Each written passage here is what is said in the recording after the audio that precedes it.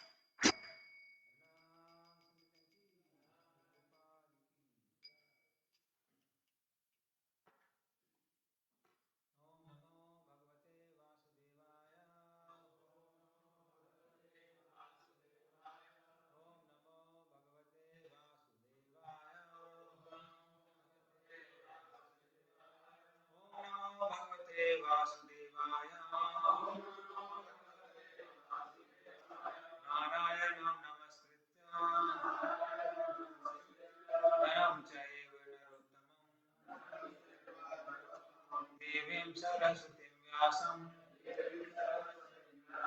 ततो न्यायमुदीरये नष्टप्रायेषु भद्रेषु नित्यं भागवत सेवया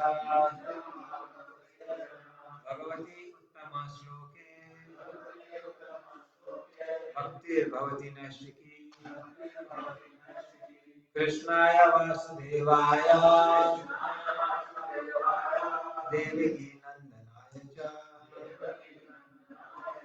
नंदगोपकुमाराय गोविंदाय नमो नमः।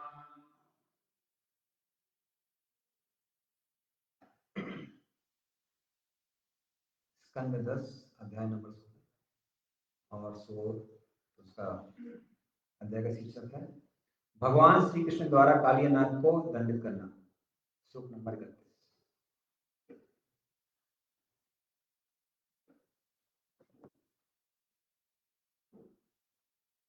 कृष्णस्य गर्भ जगतो अति भरावसन्नम्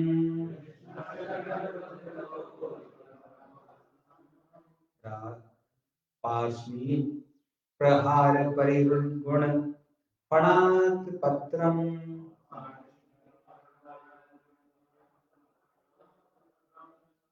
दृष्ट्वा हिमाद्यमुपेशि दुर्मुषि पत्न्या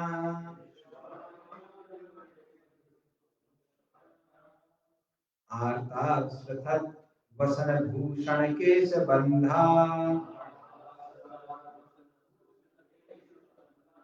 कृष्णस्य गर्भ जगतो अति भरावसन्नम्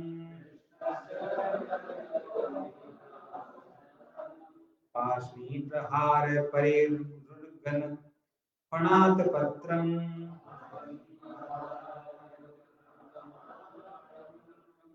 दृष्ट्वा हिमाद्यमुपेशि दुर्मुषि पत्न्या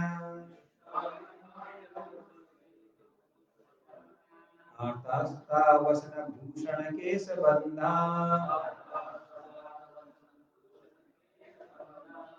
कृष्णस्य गर्भ जगतो अति भरावसन्नम् पार्ष्णी प्रहार परिरुग्ण फणात् पत्रम् दृष्ट्वा हिमाद्यमुपेशे दुरमुष्य पत्न्या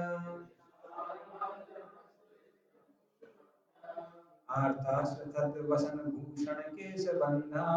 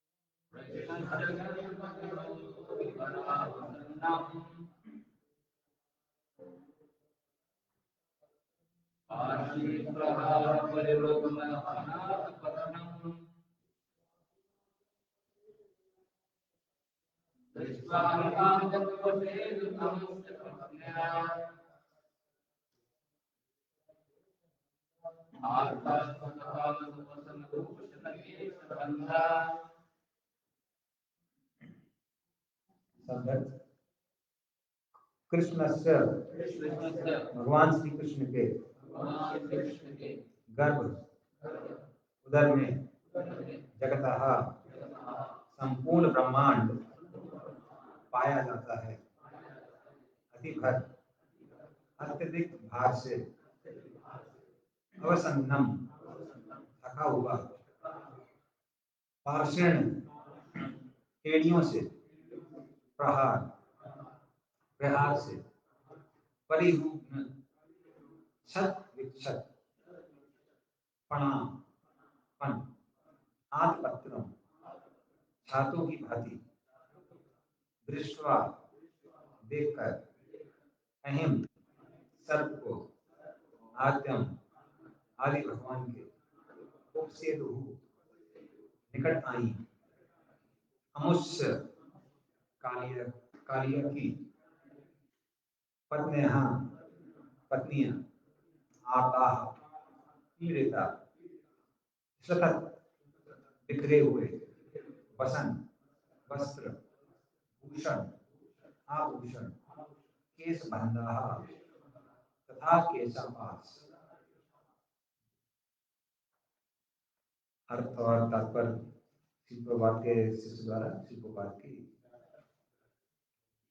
जब कालिया की पत्नियों ने देखा कि अखिल ब्रह्मांड को अपने उदर में धारण करने वाले भगवान श्री कृष्ण के अत्यधिक भार से सर्प कितना थक गया है और किस प्रकार श्री कृष्ण की एड़ियों के प्रहारों से कालिया के छाते जैसे फन छिन्न भिन्न हो गए हैं, तो उन्हें अति पीड़ा हुई।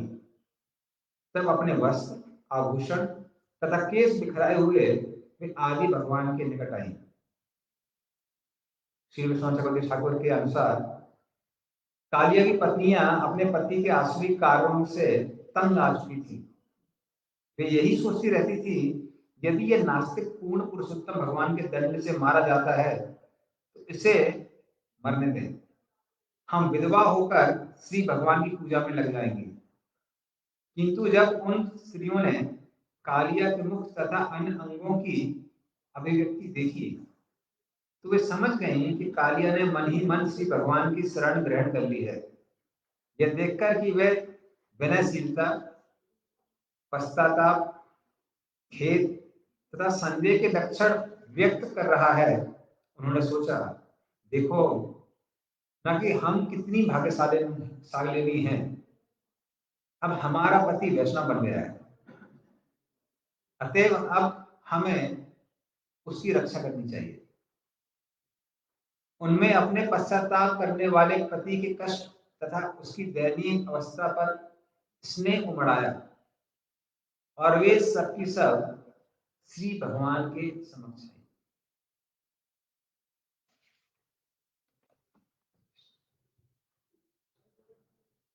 ओम ज्ञानतिमिरन्धस्य ज्ञानाञ्जनाशलाकया चक्षुरुन्मिलितं येन तस्मै श्रीगुरवे नमः। श्रीचैतन्यमनोभीष्टं स्थापितं येन भूतले स्वयं रूपं ददाति स्वापदान्तं। वन्देऽहं श्रीगुरोः श्रीयुतापदकमलं श्रीगुरून् वैष्णवांश्च श्रीरूपां साग्रजातां सागना रघुनाथान्वितं तं सजीवम् साद्वैतं सावधूतं परिजनां सहितं कृष्ण चैतन्य देवं श्री राधा कृष्ण पादान् सागना ललिता श्री नमो कृष्णाय भूतले श्रीमते भक्तिवेदांत स्वामी नामिने नमस्ते सरस्वती देवे गौरवाणी प्रचारिणे निर्विशेषा शून्यवादी पाश्चात्य देशकारिणे वाञ्छाकल्पतरुभ्यश्च कृपासिन्धुभ्येव च पतितानां पावनेभ्यो वैष्णवेभ्यो नमो नमः। नमो महावदन्याय कृष्णादेवप्रदायते कृष्णाय कृष्णचैतन्यानामिने गौरसे नमः। हे कृष्णा करुणा सिन्धु दीनबन्धु जगत्पते गोपेशा गोपिकानाथ राधाकान्त नमस्ते। तप्त कांचन गौरांगी श्रीराधे वृंदावनेश्वरी वृषभानुसुते देवी प्रणमामि हरिप्रिये। नीलाचल निवासाय नित्याय परमात्मने बलभद्राय सुभद्राभ्यां जगन्नाथाय ते नमः। जय श्री कृष्ण चैतन्य प्रभु नित्यानंद श्री अद्वैत गदाधर श्रीवासादि गौर भक्तवृंद। हरे कृष्णा कृष्णा कृष्णा हरे हरे राम राम राम।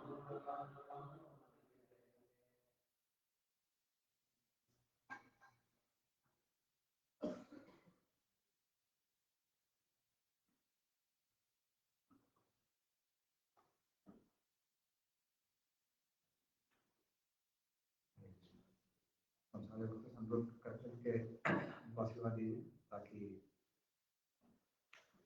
हम इस श्लोक पर कुछ चर्चा कर सकें।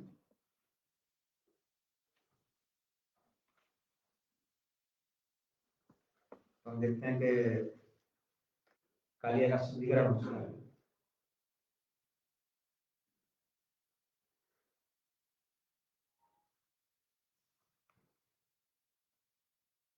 तो कालिया का शुद्धिकरण होने के बाद जब उसके मुंह से सारे फलों में से रक्त बहने लगता है, विष निकलने लगता है, उसके उपरांत उसकी जो पत्नियां थी तो वो देखती हैं कि अभी ये भक्त बन गया है।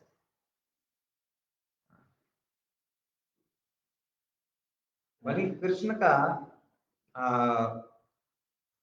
जब कोई भी कोई कार्य करते हैं कृष्ण तो उसके बहुत सारे कारण होते हैं। तो एक कारण था कि वो कालिया का जो सरोवर था उसको वृंदावन वासियों के लिए उपलब्ध कराना चाहते थे, एक कारण ये था कालिया दमन का। दूसरा कारण था कि वो गोपियों को दिखाना चाहते थे कैसे वो सांप के फन पर भी नृत्य कर सकते हैं, क्योंकि जो नर्तक होते हैं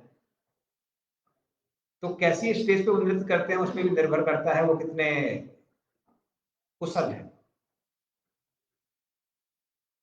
और जो सांप के फन पे नृत्य कर ले मतलब उससे कुशल कोई हो नहीं सकता।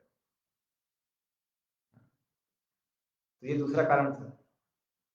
और एक तीसरा कारण था कि कालिया की जो पत्नियां थी वो सबकी सब भक्त थी, लेकिन कालिया के करतूतों से बहुत परेशान थी। हमें सबके से उबलता रहता। तो इसलिए वो सोच रहे थे बहुत अच्छी बात है कि कृष्ण अभी इसका दमन कर रहे हैं, अगर इसका वध हो जाएगा तो फिर हम लोग विधवाओं भले ही हो जाएं, लेकिन कम से कम हम कृष्ण की भक्ति तो अच्छे से कर सकते हैं, वरना इस व्यक्ति से परेशान रहते हैं। तो साधारणतः ऐसा नहीं होता है। साधारणतः लोगों का अपने परिवारजनों से ऐसा स्नेह होता है कि परिवार के लोग कितने भी बुरे क्यों ना हो, लेकिन स्नेह हमेशा बना रहता है, स्नेह कभी खत्म नहीं होता है। जैसे हमको एक व्यक्ति के बारे में मालूम है, वो 4 बार मर्डर केस में जेल जा चुका है, लेकिन उसकी माँ से पूछिए, माँ कहती है कि पता नहीं इसकी कुंडली दिखानी है। बोले क्या हो गया? बोले पता नहीं, यहाँ वहां घूमता रहता है और उसके आसपास मर्डर हो जाता है, और जब भी मर्डर हो जाता है तो पुलिस उसको पकड़ के लेके जाती है। तो परिवार वालों का स्नेह, खासकर माँ का स्नेह तो बहुत ज्यादा, इसको अंधा बोलते हैं, अंधा प्रेम, इसी को अंधा प्रेम बोलते हैं। तो पूरा शहर उनके नाम से थर्राता है, जाना जाता है। लेकिन माँ बोलती है कि नहीं नहीं नहीं, बेचारा क्या है, दुर्भाग्य उसका, कहीं मर्डर होता है, बेचारा घूमते रहता है, पकड़ा जाता है। तो उस तरह से घर वालों को जनरली अपने परिवारजनों से हर किसी को बहुत प्रेम होता है, बहुत स्नेह होता है। और कई बार स्वार्थी लोग होते हैं तो उनको स्नेह नहीं होता है, लेकिन जो भक्त है, भक्त का हृदय तो और भी ज्यादा कोमल होता है। तो उनके लिए तो संभव ही नहीं है, किंतु वो भी इतना ज्यादा परेशान थी, बोलती थी मर जाए तो अच्छा है, क्योंकि वृंदावन वासियों को परेशान कर रहा था, जो कि सबसे उच्च कोटि के भक्त थे, इसलिए वो परेशान थे। जैसा कि हम देखते हैं कि सर्वम भट्टाचार्य के केस में भी होता है कि उनका जो दामाद था अमोघ, उससे बहुत परेशान थे वो लोग। कोई भी साधु मिल गया निंदा करना चाहते। जैसे हमारा सुबल है, कभी कभी सैफरन ड्यूटी से आप देखेंगे, आप सैफरन ड्रेस पहन के अगर जाएंगे शाम के टाइम तो उसके नाक से बहुत हवा निकलने लगती है। सुबह नहीं होता है, सुबह बहुत प्रेम करता है। सुबह के टाइम हम जाएंगे तो आराम से हाथ कर खुद आ जाएगा प्रेम लेने के लिए। शाम के टाइम थोड़ा बेजार बदल जाता है, और कोई भी लाल चीज दिखती है तो उसका दिमाग खराब हो जाता है। तो कई भक्त लोग क्या करते थे, दामोदर महीने के समय आरती करने के बाद दिया रखते थे वहां, दिया को देख के अटैक कर रहे थे, दिया को धाराशायी होने में 10 सेकंड में लगता था। तो उस तरह से अमोघ भी कुछ ऐसे ही था, कोई भी साधु को देखा और निंदा करना चाहता। तो जब सर्वम भट्टाचार्य और उनकी पत्नी ने चैतन्य महाप्रभु को वहां बुलाया, अपने घर में बुलाया, तो सर्वम भट्टाचार्य बोले कि भगवान के लिए अलग अलग पकवान बनाना तो अच्छी सेवा है, लेकिन सबसे बड़ी सेवा है कि अम्मों को अंदर नहीं आने देना। तो उस तरह से अलग अलग पकवान बना के चैतन्य महाप्रभु को खिला रहे थे।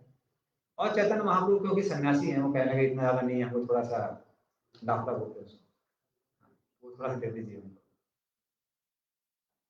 तो वो कहते हैं नहीं नहीं नहीं, आप जगन्नाथ होके इतने 56 भोग खाते हैं, आपके उंगलियां कभी सूखती नहीं है। जैसे जगन्नाथ के हाथ हमेशा गीले रहते हैं, क्योंकि खा के जैसे हाथ धोते हैं फिर से दूसरा आइटम आ जाता है। जगन्नाथ जी के हाथ कभी सूखते नहीं है, गीले रहते हैं। तो यहाँ पे कुछ तो भोग लीजिए, और खूब सारा आइटम देने लगे। और चैतन्य महाप्रभु भक्तों को प्रसन्न करने के लिए, भक्तों की श्रद्धा के कारण उसको प्रसाद को ग्रहण करने लगे। और वो चैतन्य महाप्रभु को की सेवा करने में इतने मग्न थे कि ध्यान नहीं दिया कि सबसे जो महत्वपूर्ण सेवा थी वो छूट गई। और वो था कि अमोघ से होता है, अमोघ वहां पे आ गया और तुरंत आके निंदा करने लगा, अरे साधु हो कितना खाते हैं, ये साधु है क्या। और जैसे ही शरण भट्टाचार्य ने उसको देखा, तुरंत डंडा लेके उसको पीछे भागना चालू किया। और उस समय जो शरण भट्टाचार्य की पत्नी है, तो वो कहती है कि वैष्णव का नाम साठी माता था। साठी माता का मतलब है साठी की माँ। गांव में पहले, आज भी आप देखेंगे कुछ साल पहले तक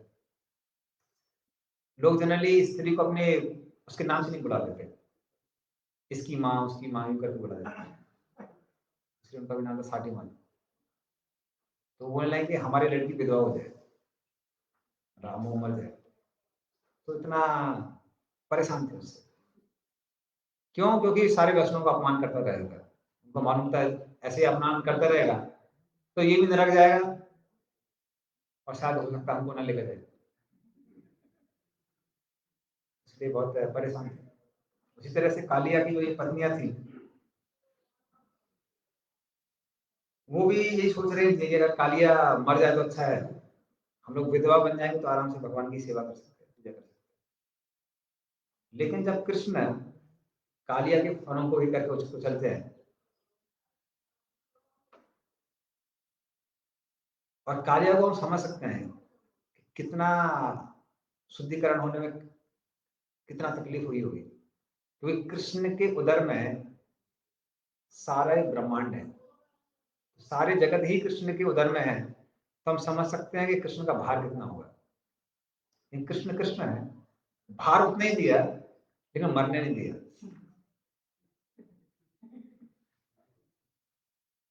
पता नहीं, हो सकता अनंत शेष को शक्ति आ गई होगी, अनंत शेष भी सारे ब्रह्मांडों को अपने फन पे धारण करते हैं, तो कृष्ण के चरणों को धारण किए हुए थे। तो उस तरह से उतना भार पड़ रहा था उसके सर पे, और मुंह से वेश और रक्त सब निकल रहा था, और वो शुद्धिकरण के कारण तो कालिया की पत्नी बोली थी अच्छा है मर जाएगा। लेकिन जब वो देखती है कि इसको इतनी तकलीफ होने पर भी इस अवस्था से कोई फर्क नहीं पड़ रहा है, बल्कि इसके अंदर वैष्णव के सारे गुण दिखाई दे रहे हैं, नम्रता इत्यादि, तब वो समझते हैं कि अभी ये शुद्ध हो गया, अभी ये वैष्णव बन गया। तब उन्होंने सोचा कि अभी वैष्णव सेवा करनी चाहिए, इसकी रक्षा करनी चाहिए। इसलिए वो सबके सब आगे जाती है, और उनके वस्त्र आभूषण के सब बिखरे हुए थे, और वो भगवान के निकट आके भगवान से प्रार्थना करती है कालिया को बचाने के लिए। तो इस तरह से कालिया को का शुद्धिकरण होता है, और उसका कारण ये है क्योंकि उसकी पत्नियां भक्ति थी। तो इसीलिए भक्तों के संग में रहने का ही प्रभाव है, भक्तों के संपर्क में आने का ही प्रभाव है। क्योंकि भक्ति का जो मार्ग है, भक्ति का मार्ग कृपा का मार्ग है। भक्ति के मार्ग में हम प्रगति अपनी शक्ति से नहीं कर सकते, हम अपना प्रयास कर सकते हैं, किंतु जब वैष्णवों की कृपा होती है तभी हमको भगवान की कृपा मिलती है। तो अगर हम पूरे चैतन्य चरितामृत में देखेंगे तो चैतन्य महाप्रभु उसको बहुत अच्छे से उसको दिखाते हैं, उसको दर्शाते हैं। जैसे जब सार्वभौम भट्टाचार्य भक्त बन गए तो पहले तो वेदांत के ऊपर उनका द्वंद्व हो रहा था चैतन्य महाप्रभु के साथ। चैतन्य महाप्रभु 7 दिन सुने उनसे, 7 दिन सुनने के बाद में श्रवण भट्टाचार्य ने देखा तो चेहरे से लग रहा है कि समझ में नहीं आ रहा है, चैतन्य महाप्रभु ऐसा चेहरा बनाए हुए थे। तो फिर श्रवण भट्टाचार्य पूछने लगे कुछ प्रश्न है क्या?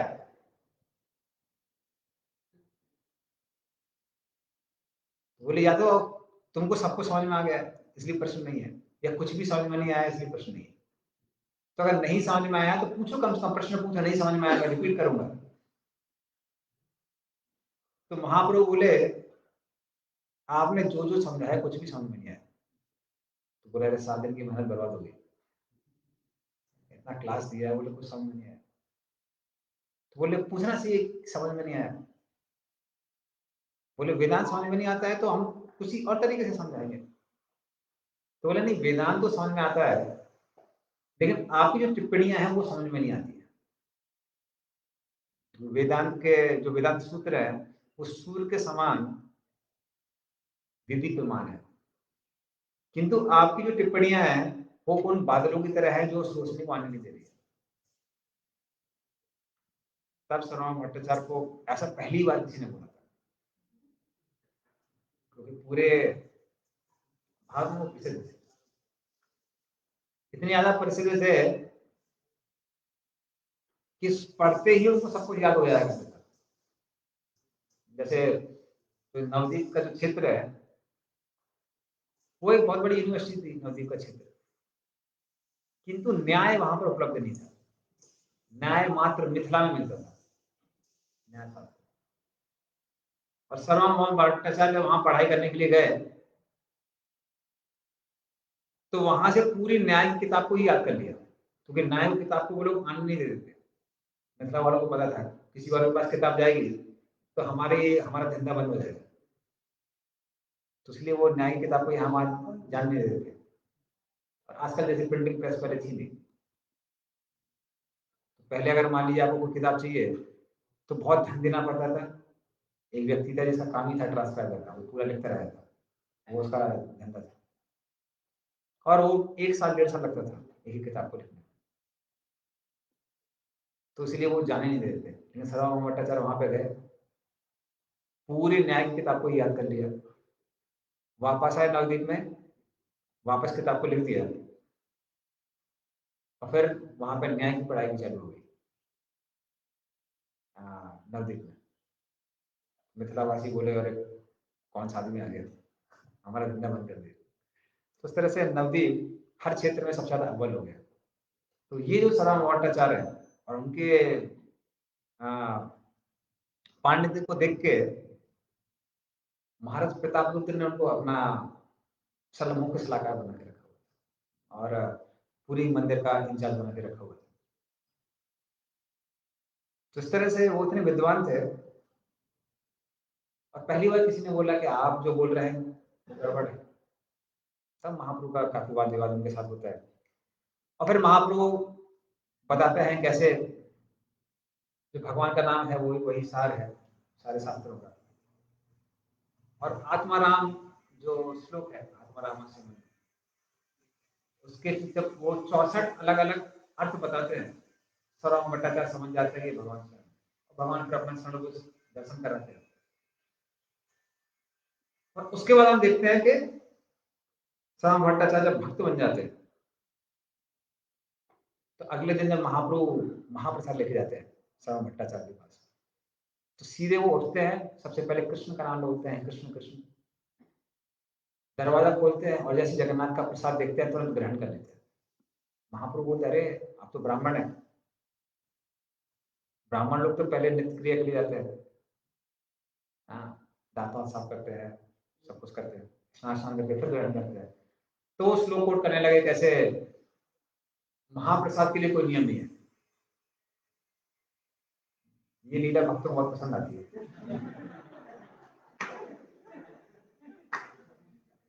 एक बार आपको याद है खड़गपुर में भक्त लोग जब रमुना गए थे तो रमुना से बहुत सारी खीर लेके आए थे। खीर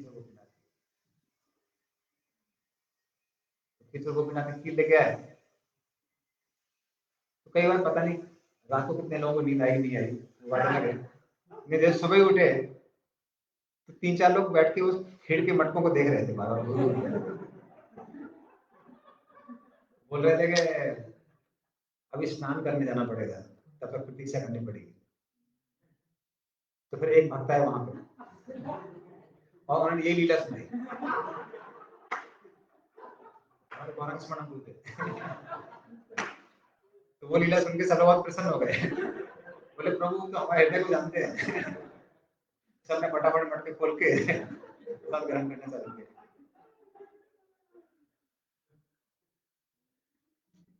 तो गोपीनाथ आचार्य जब उसको देखते हैं उनके बारे में कैसे उनमें परिवर्तन आ गया, तो कहते हैं वो तारे तो ताकि की तरह पहले भिगु भिगु करता था। जैसे देखते हैं रात के समय लोमड़ी रोज चिल्लाती है, टारगेट से गाल से ही भिगु भिगु करी। और अभी वो हरि और कृष्ण का नाम ले रहे हैं, ऐसा कैसे संभव है? तो महाप्रभु आपकी कृपा पर उनको मिल गई है इसलिए वो भक्त बन गए। महाप्रभु बोलते नहीं, मेरी कृपा के कारण नहीं, ये सब ये आपकी कृपा के कारण है। क्योंकि आप उनके रिश्तेदार हैं इसलिए जगन्नाथ ने उनके ऊपर कृपा दिखाई। उसी तरह से हम देखते हैं कि ये जो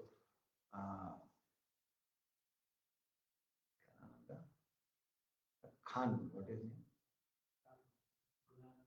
हाँ हाँ हाँ गुणराज खान। तो कहते हैं गुणराज खान क्योंकि उन्होंने एक पंक्ति लिखी है अपनी पुस्तक में, नंद नंद कृष्ण मोर प्राणनाथ। इसीलिए उनका जो पूरा गांव है उसका एक कुत्ता भी बहुत प्रिय है मुझे। तो उसमें भी महाप्रभु दिखाते हैं कि कैसे अगर कोई भक्त बन जाता है तो उसके रिलेशन के कारण भगवान बाकी लोगों को कृपा देते हैं। इसलिए जो भक्ति का मार्ग है वो सोर्स सिफारिश का मार्ग है। तो वो बोलते हैं ना भाई भतीजावाद, तो भाई भतीजावाद बहुत चलता है, वही चलता है भक्ति के मार्ग में। अगर भक्तों के साथ में शुद्ध भक्तों के साथ में आपका रिश्ता है तो भगवान कृपा दिखाते हैं, अन्यथा नहीं दिखाते। तो सोर्स सिफारिश भाई भतीजावाद ही चलता है भक्ति के मार्ग में। क्योंकि वो उनके बहुत प्रिय थे इसलिए वो ऐसा बोलते हैं। श्रीवास ठाकुर को बोलते हैं कि श्रीवास ठाकुर के घर में जो भी नौकर चाकर हैं, रिश्तेदार हैं, या फिर कुत्ता भी है अगर उनके घर में, तो उनके घर में जो भी है वो मुझे बहुत प्रिय है। तो इस तरह से महाप्रभु बताते हैं कि भक्तों की कृपा से ही भक्ति मिलती है। यदि हम भक्त को प्रसन्न कर देते हैं तो हमको भक्ति मिलती है।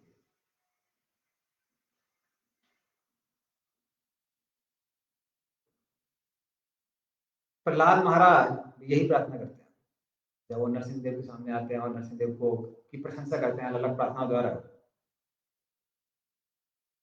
और वो देखते हैं कि नरसिंह देव अभी वरदान देने के लिए एकदम तैयार है।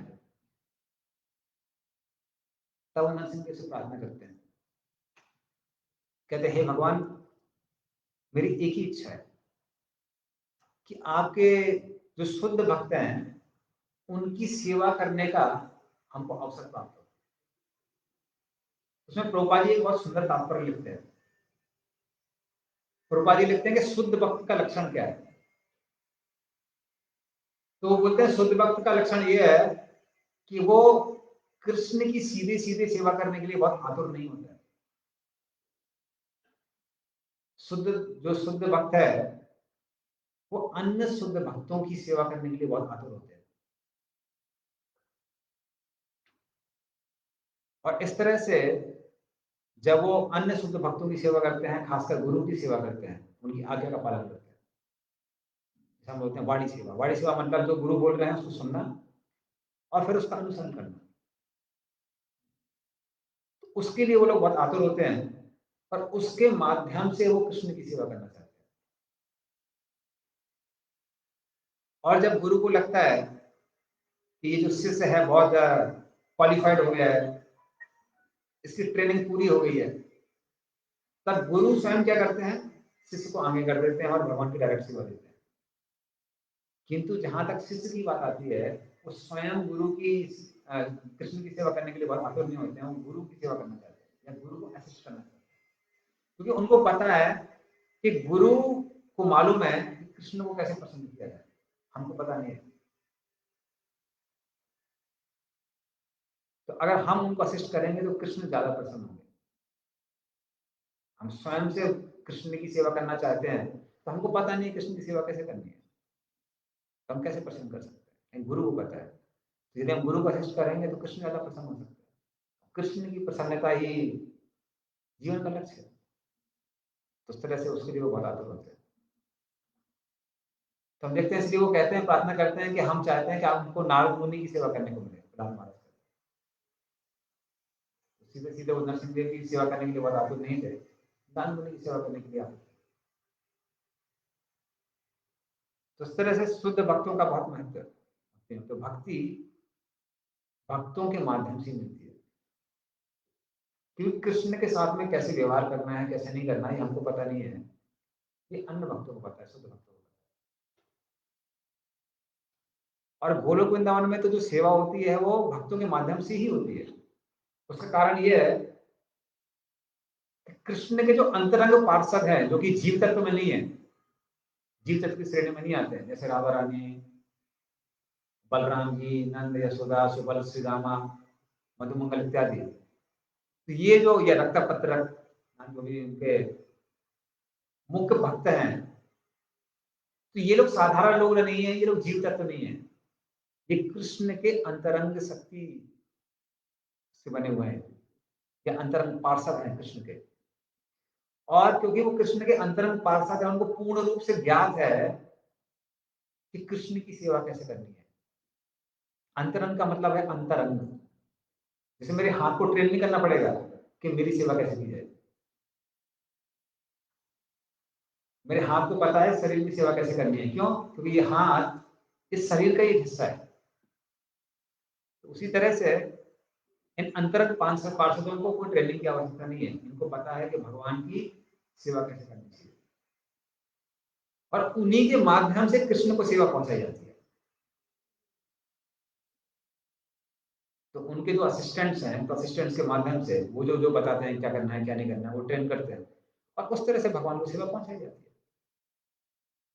उसी तरह से कहते हैं कि भक्तों के यहाँ पे जिंदगी भर ट्रेन चलती रहती है, और जब आप पूरी तरह से क्वालिफाइड हो जाते हैं गोलोक वृंदावन जाने के लिए, क्वालिफाइड मतलब सिफारिश लग जाती है वहां पे, तब कृष्ण अपने नित्य पार्षदों को लेके इस धरातल पर आते हैं गोकुल धाम में। और वो लोग जो अभी गोलोक वृंदावन जाने वाले हैं, वो ट्रेनिंग तरह काम करते हैं, और जो ऊपर से आते हैं वो ट्रेनर की तरह काम करते हैं। तो ट्रेनर उन ट्रेनिंग को ट्रेन करते हैं कि इस रस में कृष्ण की कैसे सेवा होनी चाहिए, कृष्ण को क्या पसंद है, कृष्ण को क्या पसंद नहीं है।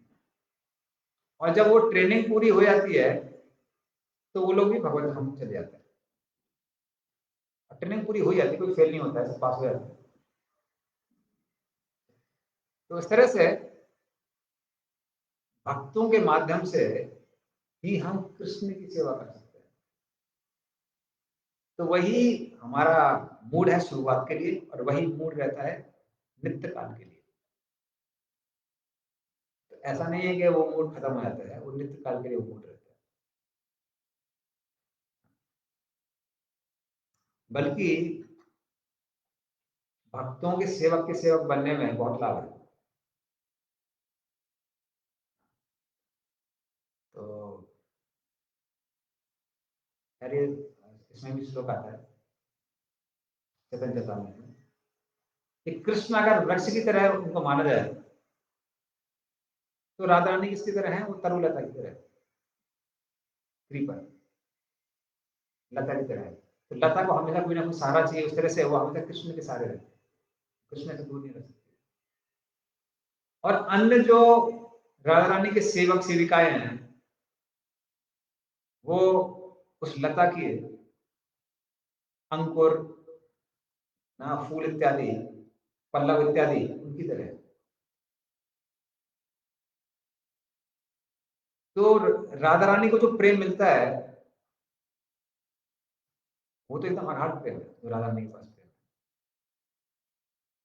और हम लोग कैसे हैं? हम लोग एकदम तुच्छ हैं, छोटे से हैं। तो उनके पास जो प्रेम है उसमें अगर हम लोग को डुबा दिया जाए तो ऐसा लगेगा कि माली कुछ सागर में तैर रहा है। तो उस तरह से जितना व्यक्ति असिस्टेंट बनता है भक्तों में, उतना ज्यादा उसको आनंद प्राप्त होता है। और जितने दासों के दास बनेंगे उतना ज्यादा लाभ है। उस तरह से भक्तों के माध्यम से हम देखते हैं भगवान प्रसन्न होते हैं। तो भक्तों का कहीं भी कनेक्शन है तो उद्धार हो जाता है, और भक्तों का कनेक्शन नहीं है तो फिर उद्धार नहीं होता है। उसी तरह से हम देखते हैं कृष्ण आते हैं, कृष्ण जिसका भी उद्धार करते हैं, जैसा हमने पहले भी डिस्कस किया था। तो जितने भी असुर हैं, जितने भी राक्षसों को भगवान, राक्षसों का वध करते हैं भगवान, सबका पूर्व काल है, किसी ना किसी भक्त के द्वारा उनको श्राप प्राप्त है। तो ये तो फेवरेबल भी नहीं, अनफेवरेबल है। भक्तों को परेशान किया, भक्तों ने श्राप दे दिया। तो भक्तों के वाक्यों को पूरा करने के लिए भगवान इस संसार में आते हैं और फिर उन सभी असुरों का क्या करते हैं? वध करते हैं। तो वहां भी कनेक्शन किससे? भक्त से। क्योंकि भक्तों से कनेक्शन मिला इसलिए भगवान की कृपा मिली। तो अगर भक्तों से कनेक्शन नहीं है तो भगवान की कृपा नहीं मिलती। तो इस तरह से हम देखते हैं कालिया को भी ये कृपा इसलिए प्राप्त हुई क्योंकि कालिया की जो पत्नियां थी वो भगवान की शुद्ध भक्त थी, इसलिए उन सबको कालिया को ये मौका मिला।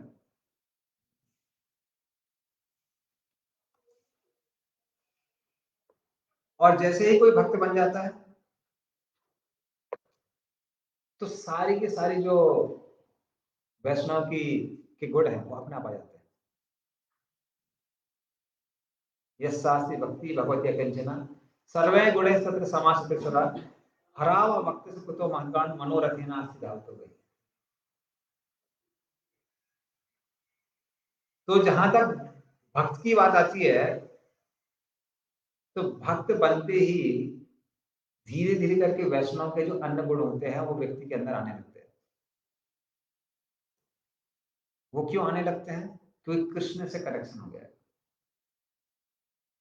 तो जैसे कृष्ण से कनेक्शन हो जाता है तो कृष्ण के कनेक्शन से सारे गुण आने लगते हैं, कि कृष्ण उन सब गुणों की क्या है? स्रोत है। तो कैसे कृष्ण हर चीज के स्रोत है, उसको प्रभुपाद जी बहुत अच्छा उदाहरण देते हैं श्रीमद् भागवतम के 7वें स्कंद में। वो कहते हैं कि जैसे मिट्टी के अंदर सारी खुशबू और सारे रंग होते हैं,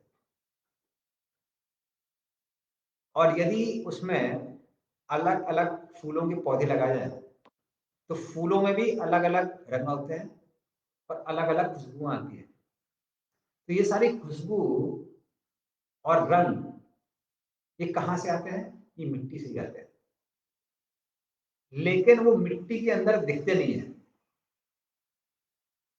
तो स्रोत क्या है? मिट्टी है, लेकिन वो रंग और वो खुशबू मिट्टी के अंदर नहीं दिखती है।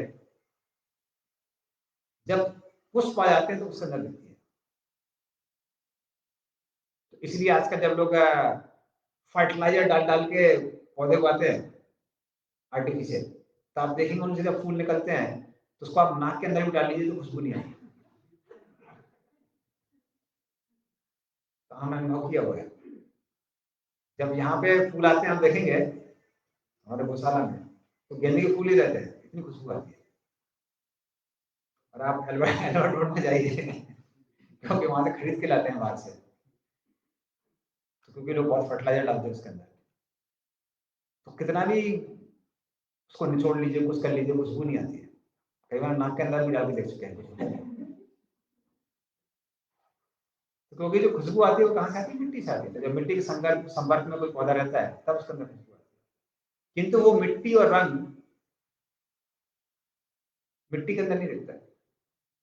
तो उसी तरह से सारा जगत, रूपा जी बताते हैं, कृष्ण से ही आया है। किंतु जब ये जगत दिखने लगता है तो लोग कृष्ण को भूल जाते हैं, जो स्रोत है।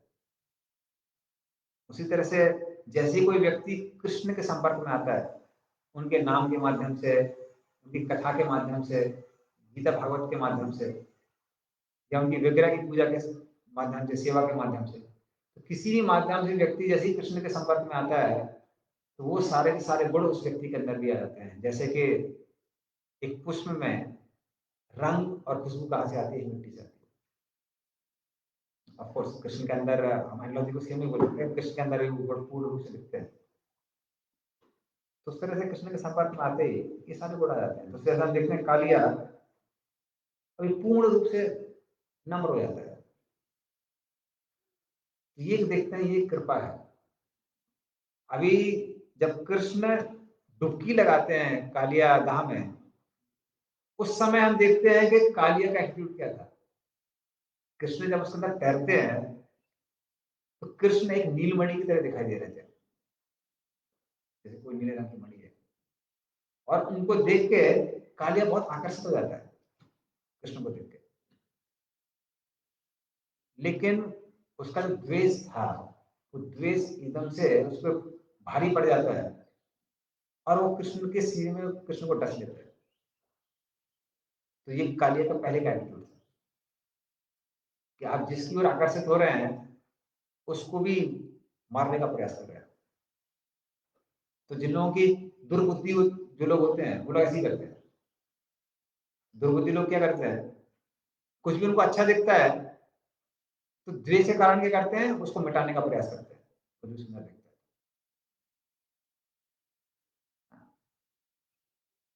वरना भगवान के सौंदर्य को देख के बड़े बड़े जो कई बार असुर का हृदय पिघल जाता है। जैसा देखते हैं खरदूषण ने जब भगवान राम को देखा था तो रावण के कहने पे वो वहां पे आए थे राम और लक्ष्मण को मारने के लिए। जब वो आकाश से राम और लक्ष्मण को देखते हैं तो वो कहते हैं कि इनको हम भले ही मारने के लिए आए हैं, लेकिन लगता है ये मारने के लिए नहीं बने हैं। इनको तो एक स्थान पे रखकर इनकी पूजा करनी चाहिए, अर्चना करनी चाहिए, इतने सुंदर हैं ये लोग। तो उस तरह से वो भी आकर्षित हो जाते हैं। और भगवान राम देखते हैं भाई इसका मूड चेंज हो रहना होगा, मूड चेंज हो जाएगा तो लीला चेंज हो जाएगी। इसलिए राम और लक्ष्मण फिर कटु शब्द बोलना चालू करते हैं। तब वो लोग कहते हैं कि देखने में तो बहुत सुंदर है, लेकिन जब मुंह खोलते हैं तो ऐसा लगता है कि हाँ करेले का जूस निकल रहा है। फिर ये तो करना चालू करते हैं, वो भी आकर्षित हो जाते हैं। तो कालिया को हम यहाँ पे देखते हैं कि कालिया का जस्ट युद्ध के पहले, युद्ध मतलब पिटाई होने के पहले, युद्ध तो कुछ हुआ नहीं, तो पिटाई के पहले इसका एटीट्यूड था, इतना ज्यादा ईर्ष्या थी उसके अंदर। किंतु एक बार शुद्धिकरण हो जाता है तो तुरंत उसका एटीट्यूड बदल जाता है। तो ये है कृपा का मार्ग। तो इसलिए भक्ति में अपने परिश्रम के द्वारा, अपनी साधना के द्वारा हम भक्तों और कृष्ण की कृपा को आकर्षित करते हैं। किंतु जब उनकी कृपा प्राप्त होती है तभी हम भक्ति में प्रगति कर सकते हैं, अन्यथा संभव नहीं। तो रिसेंटली हम लोग जब क्लास सुन रहे थे तो पंडित नानी तू बता रहे थे एक पॉइंट, वो कह रहे थे कि हमको भक्ति में अथक प्रयास करना चाहिए। जब कर रहे हैं तो पूर्ण रूप से प्रयास करना चाहिए, अच्छे से जब करें। सेवा कर रहे हैं तो प्रयास करना चाहिए, सेवा भाव अच्छा होना चाहिए, समय को व्यर्थ नहीं गंवाना चाहिए। तो जितना हो सके अच्छी तरीके से भगवान की सेवा करनी चाहिए। उससे क्या होगा? उससे कम से कम हमको एक समय लगेगा कि भगवान इससे ज्यादा नहीं होगा, बहुत हो गया, अभी हमने अपना 100% दे दिया है। और जब हमको समझ में आता है कि 100% देने के बावजूद भी चीजें हमारे काबू में नहीं है, तब हृदय से प्रार्थना निकलती है। तो जब तक लगता है कि हम लोग के अंदर क्षमता है, सक्षमता है, प्रयास करना चाहिए, करिए। और जब समझ में आता है कि हम सक्षम नहीं है, तो व्यक्ति नम्र हो जाता है, फिर प्रार्थना निकलती है। वो असली प्रार्थना है, हृदय से असली भाव निकलता है। और उस भाव के साथ में जब व्यक्ति प्रार्थना करता है, तब कृष्ण की कृपा प्राप्त होती है।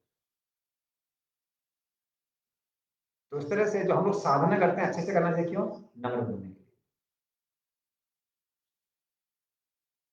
खैर वो भी बहुत नम्र है, इसलिए एक उदाहरण भी दे रहे थे वो।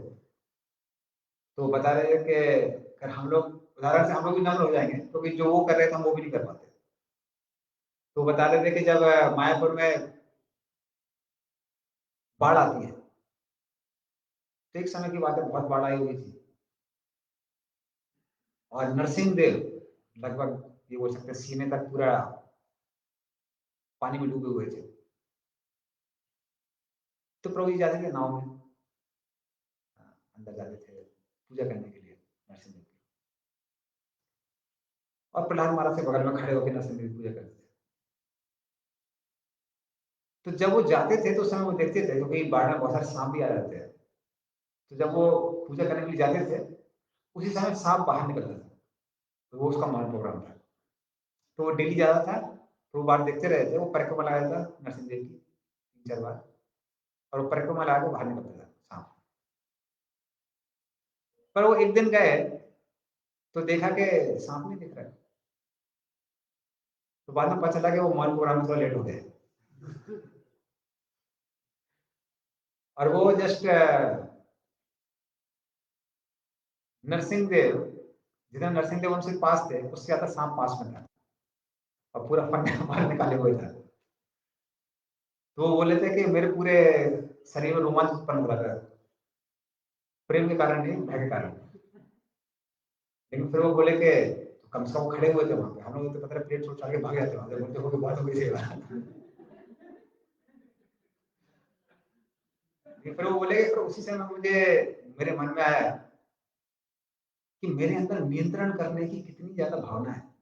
मुझे लगता है कि मैं ही सबका नियंत्रण करने वाला हूँ। नियंत्रण करने वाले तो मेरे बगल में खड़े नरसिंह देव खड़े हुए हैं। तो जो नरसिंह देव मेरे हृदय में है, वो सांप के हृदय में भी है, और वो यहाँ पे खड़े हुए हैं। तो अगर नरसिंह देव अलाउ नहीं करेंगे तो ये क्यों डसेगा हमको? और नरसिंह देव की अगर इच्छा है तो ठीक है, तो मुझे अपनी सेवा करनी चाहिए। निधन करने वाले तो हम नहीं है, नरसिंह देव है। और फिर वो बोलते वो उन्होंने अपना आरती वगैरह चालू कर दी। बोले अगले दिन से वो नहीं आया शाम। तो उस तरह से वो बता रहे थे, तो उसका उदाहरण देते हुए वो हमको समझा रहे थे कि कैसे जब तक हम नियंत्रण करने की इच्छा नहीं छोड़ते तब तक भगवान की कृपा प्राप्त नहीं। इसलिए जब तक हाँ नियंत्रण करने की इच्छा है, तो आप उसको कैसे उसको शुद्ध करें, उसको प्रयोग में लाना चाहिए। इंद्रियों को संयम करने के लिए, मन को संयम करने के लिए, तो मन को नियंत्रण में करिए, इंद्रियों को नियंत्रण में करिए। और इस तरह से मन को और इंद्रियों में नियंत्रण करके जब हम भगवान की सेवा करने का प्रयास करते हैं, भगवान का नाम जप करने का प्रयास करते हैं, भगवान के कथा को सुनने का प्रयास करते हैं, और पूर्ण रूप से प्रयास करने के बावजूद भी हमको समझ में आता है कि हम नियंत्रण करता नहीं है, तब हम क्या हृदय से निकलता है, हृदय से फिर प्रार्थना निकलती है। और जब वो प्रार्थना निकलती है, तब भगवान की कृपा आती है, और उस कृपा से उद्धार होता है। और भगवान की कृपा मिलने में, जब कृपा एक बार देने लगते हैं तो समय नहीं लगता है।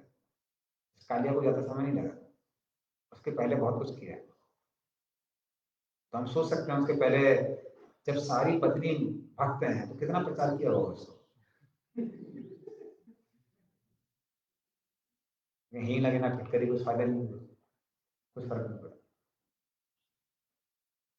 लेकिन अभी जब कृपा प्राप्त हुई तो फटाफट भक्त बन गए।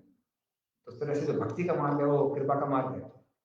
तो हमको अपना साधना करनी है अच्छे से, लेकिन याद रखना है कि नियंत्रण करता हम नहीं, नियंत्रण करता कौन है। तो 3 मिनट बचे हैं, किसी कोई प्रश्न पूछ सकते हैं।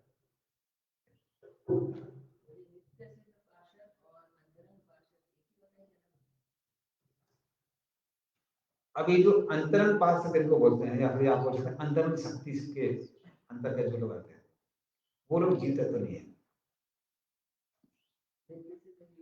नित्य सिद्ध अंतरंग पार्षद तो है ही नित्य सिद्ध, लेकिन जीव तत्व भी नित्य सिद्ध हो सकते हैं। तो कभी कभी कुछ जीवों को भगवान इस संसार में कुछ विशेष सेवा के लिए भेज सकते हैं, इनको सत्ता विसौता भी कहते हैं, तो नित्य सिद्ध भक्त हो सकते हैं। तो ये दोनों भेद हो सकते हैं। नित्य सिद्ध का मतलब क्या है? वो लोग भगवान के आदेश पे यहाँ पर आए हैं। जैसे गवर्नमेंट ने किसी को भेजा है जेल में निरीक्षण करने के लिए, और जेल का जो कैदी है उसमें जमीन आसमान का अंतर है। तो जस्ट बिकॉज क्योंकि गवर्नमेंट ने किसी को भेजा है तो ऐसा नहीं उसको बंद करके लॉकर में बंद कर देंगे। वो अंदर जाते हैं, अपना काम करके वापस आ जाते हैं। अगर लॉकअप के अंदर भी जाता है तो लॉकअप के अंदर सेवा करके वापस आ जाता है। पता नहीं वहां पे क्या होता है। अगर झाड़ू लगाने वाला कोई होगा तो झाड़ू लगा के वापस आएगा ना, ये नहीं झाड़ू लगाया उसी के अंदर बंद करते हैं उसको, अब यहीं पे रहो।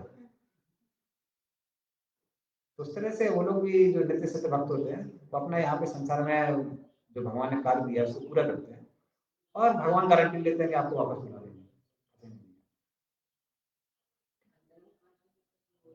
अंतरंग शक्ति के इंटरनल एनर्जी,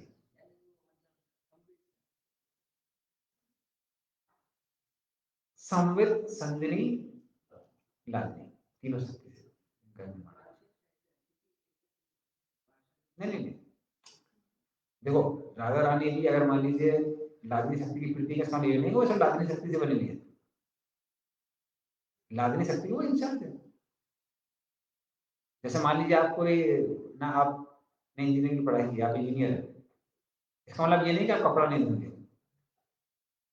अपना कपड़ा धोना पड़ता है ना ब्रह्म जिज्ञासा में। तो उस तरह से वो कार्य भी होता है। तो अगर आपको कोई बाहर से बोलेगा, बोले क्या किस में दक्षता है इसकी, बोलेंगे इंजीनियरिंग में।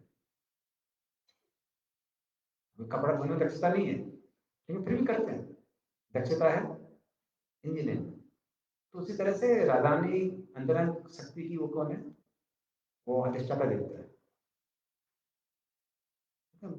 हर कोई उसी का है, तीनों शक्तियों को बना होता है। हम लोग भी सत्य नारायण के बने हुए हैं, पर हमारे क्वालिटी काम इससे बीच होता है। ठीक है, अभी 9:30 बज गए तो आप प्रश्न नहीं पूछ सकते। नंदराज भागवतम की